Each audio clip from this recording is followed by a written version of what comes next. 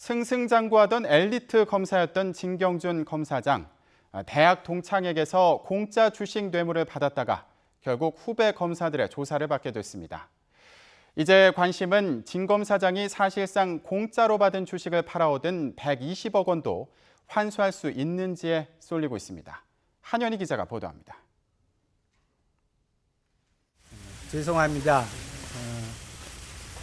저희 잘못된 행동에 대해서 인정하고 무겁게 받아들이고 있습니다. 그동안 저의 과오를 드러내지 않으려고 진실을 밝히지 못한 점 진심으로 사과드립니다. 진경준 검사장이 대중의 관심을 받게 된 건 지난 3월 고위공직자 재산 공개부터입니다. 검사장으로 승진하면서 올해 처음으로 재산 공개 대상이 됐는데 모두 156억여 원의 재산이 있다고 신고해 법조계 1위에 올랐습니다. 이후 진 검사장의 재산 대부분이 넥슨의 주식을 처분한 결과라는 사실이 알려졌고 120억 원의 이득을 준 주식 매입 경위 등에 대중의 관심이 쏠렸습니다. 특히 진 검사장이 넥슨 창업주 김정주 NXC 회장과 대학 동기라는 사실이 알려지며 특혜 의혹까지 불거졌습니다. 진경준 검사장은 비상장 주식에 관한 정보를 입수할 수 있는 업무를 담당하였습니다. 그렇기 때문에 검사로서의 지위를 이용하여 부당한 이득을 얻었는지 여부를 즉시 소환하여 조사해야 합니다. 공직자윤리위원회가 진 검사장에 대한 조사에 나선 가운데 시민단체의 고발도 이어졌습니다. 일선에서 범죄를 수사한 일선 검사들의 명예가 완전히 무너졌습니다. 이제라도 대검은 즉시 진경준을 구속 수사함으로써 검찰의 명예를 회복해야 합니다.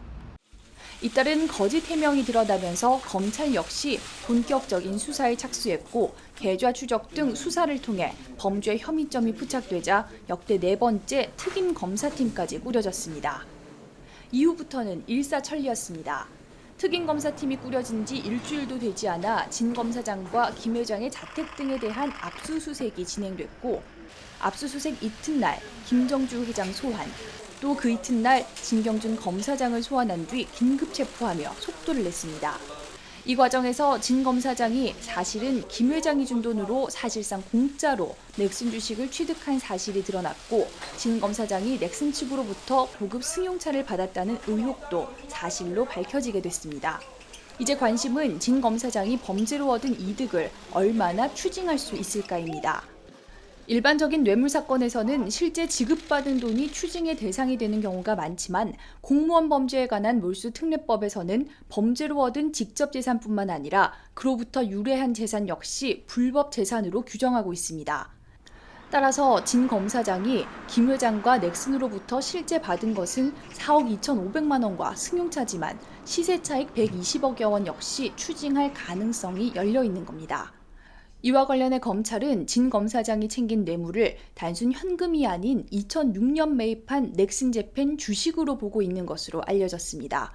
특임검사팀은 또 뇌물로 주식을 받았을 때 주식 가격 급등으로 발생한 시세 차익도 몰수 대상으로 삼을 수 있을지 법리 검토를 벌이는 것으로 전해졌습니다.